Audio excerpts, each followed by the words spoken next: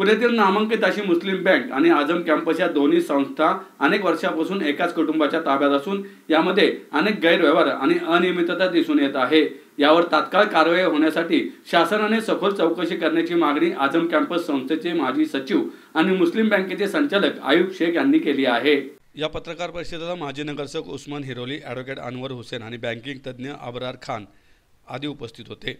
Azam कॅम्पसने bank 100% सुरक्षित आहे जोपर्यंत नियामक प्राधिकरण संविधानिक मूल्यांसह मजबूत आहे, परंतु एकाच कुटुंबाच्या फायद्यासाठी त्याचे खाजगीकरण व स्मॉल बँकेत रूपांतर करण्याचे षडयंत्र होऊ नये यासाठी सखोल चौकशीची मागणी या सगळ्यांनी केली आहे।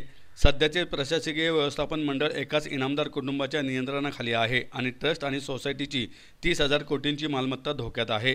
मुख्य कर्मचारी देखील इनामदार कुटुंबाचे प्रत्यक्ष किंवा अप्रत्यक्ष नातेवाईक आहेत। इनामदारांची कार्यपद्धती लक्षात घेता कॅम्पसच्या 2800 सदस्यांची आणि सहकारी बँकेच्या 30,000 सभासदांची यादी काही उपयोगाची नाही। सध्याचे गव्हर्निंग बॉडी विसर्जित केले जावे आणि स्वतंत्र संस्था प्रशासक किंवा प्राप्तकर्ता नियुक्त केला जावा, कारण इनामदार यांचे कुटुंब आणि साथीदार यांच्याकडून मालमत्तेचे हस्तांतर होण्याची उच्च शक्यता आहे। रमजानचा पवित्र महिना लक्षात घेऊन इनामदारांनी बोलवलेली नियमित सर्वसाधारण सभा हाच हेतू सिद्ध करते। इनामदार यांचे कुटुंबीय आणि सहकारी यांनी MC सोसायटीच्या योजनेतील बदलासाठी अर्ज दाखल केल्याने सोसायटी, ट्रस्ट आणि समुदायाची मालमत्ता स्वतःच्या नावावर हस्तांतरित करण्याचा हेतू साफ झाला आहे। मालमत्ता हस्तांतरणाची ही शैली बँकेच्या सद्भावना आणि नावाचे गाणे गाऊन आंतरराष्ट्रीय बाजारपेठेत लाईन ऑफ क्रेडिट सिद्धांताच्या दुर्भावनापूर्ण हेतूने आहे। एक सहकारी इनामदार कुटुंबाने त्यांचे व्यवसाय कॅनडा आणि एडिनबर्ग मध्ये प्रस्थापित केला आहे आणि परदेशात त्यांची ओळखपत्रे दाखवून समुदाय मालमत्ता आणि सदिच्छा वापरल्या आहेत। पुण्याच्या माननीय जिल्हाधिकाऱ्यांसमोर अनेक पुरावे ठेवले आहेत। त्यानंतर माननीय मुंबई उच्च न्यायालयासमोर रिट याचिकाही दाखल केलेली आहे। सर्वात महत्त्वाचे RGBM रमजान दरम्यान शेड्यूल का आहे असा प्रश्न यावेळी उपस्थित करण्यात आला आहे। हाजी गुलाम आझम एज्युकेशन ट्रस्ट जे आझम कॅम्पसचे नावाने फेमस आहे, जवळजवळ 30 शैक्षणिक संस्था त्या एक कॅम्पसमध्ये आहेत। जवळजवळ 30,000 मुलं मुली त्या ठिकाणी शिक्षण घेत आहे। त्या संस्थेमध्ये गेले 40 वर्ष डॉक्टर PA इनामदार आणि त्यांचे जे साथीदार म्हणजे आम्ही सगळेच लोक होतो त्यावेळेला, हे आम्ही त्या संस्थेचे संस्था चालक म्हणून आम्ही काम करत होतो।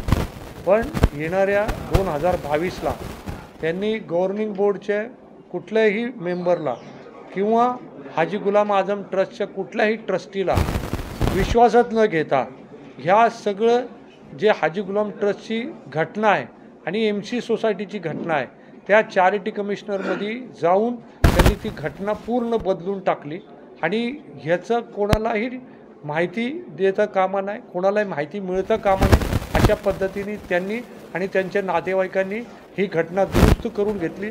त्या घटना दुरुस्तीमध्ये त्यांनी जे सेक्शन टाकलेले आहेत त्याच्यात सर्वात जो भयानक काम त्यांनी केलेला आहे तो जो केला आहे का ही जी संस्था आहे गव्हर्निंग बोर्डची मिळकत म्हणून ही सगळी प्रॉपर्टी गव्हर्निंग बोर्डची आहे असं त्यांनी ते घटनेमध्ये पहिलाच अमेंडमेंट करून ठेवला। एक दुसरं त्यांनी जो भयानक जे काम केलेलं आहे समाजाच्या विरोधातलं आणि समाजाला त्यांनी विश्वासघात जे त्यांनी केलेला आहे तो दुसरं काम त्यांनी काय केलं का ही जे गव्हर्निंग बोर्ड मेंबर्स आहे ते ठरवतील त्या संस्थेला, त्या एजन्सीला हे संस्था आम्ही चालवायला देऊ, लीजवर देऊ किंवा त्याची मूवेबल आणि इमूवेबल जी प्रॉपर्टी आहे महाराष्ट्र कॉस्मोपॉलिटन एज्युकेशन सोसायटीची आणि हाजी गुलाम ट्रस्टची ही जी प्रॉपर्टी आहे आणि त्याच्यावरची जी बिल्डिंग आहे आणि संस्था आहे ते सर्व movable immovable property they can sell, ते विकू शकतात कुठल्याही संस्थेला असं त्यांनी अमेंडमेंट केलेलं आहे आणि ते अमेंडमेंट चॅरिटी कमिशनरनी मंजूर केलेलं आहे। त्याच्या विरोधात आम्ही कोर्टात जात आहे, त्या विरोधात आम्ही लढणारच आहे। पण हे समाजाचा विश्वासघात करण्याचं काम त्या ज्या संस्थेमध्ये त्याचे जे ट्रस्टी होते, गव्हर्निंग बोर्ड मेंबर होते, त्यातल्या अनेक लोकांशी मी बोललेलो आहे, त्यांना स्वतःला माहीत नाही। ते म्हटले हे 3 वर्षाचं आपल्याला 5 वर्ष टेन्युअर करायचं आहे, 50 रुपयाचं जे मानधन आहे डोनेशन आहे आपला तुमचे फी आहे वर्षाची त्याला 500 करायचं, तुम्ही सह्या करा असं सांगून त्यांना ते सह्या घेऊन त्यांनी चॅरिटी कमिशनरमध्ये ते दाखल करून ही घटना पास करून घेतली। आज 22पासनं 23, 24, 25 3 वर्ष ह्यांनी ते समाजाकडनं आणि ट्रस्टकडनं लपवलं आणि परवा उद्या जी जनरल बॉडी आहे त्या जनरल बॉडीमध्ये हे पूर्ण अमेंडमेंट त्यांनी पास करून घेण्याचं षडयंत्र त्यांनी या ठिकाणी केलेलं आहे।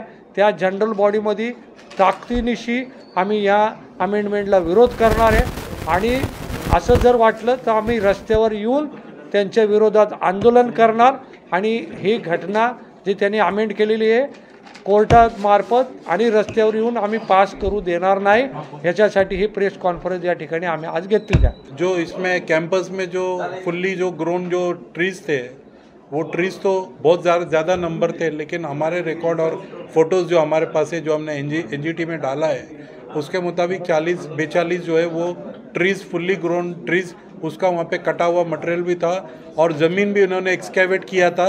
ज़मीन एक्सकैवेट करने के लिए तहसीलदार का, एसडीएम का और कलेक्टर का परमिशन लगता है और वो नदी नाले उसके पास से गुजर रहे थे, तो एक्सकेवेशन का भी उनके पास में कुछ वो नहीं है, तो इसलिए हमने एनजीटी में उनके एक पिटीशन हमने फाइल कर दिया है।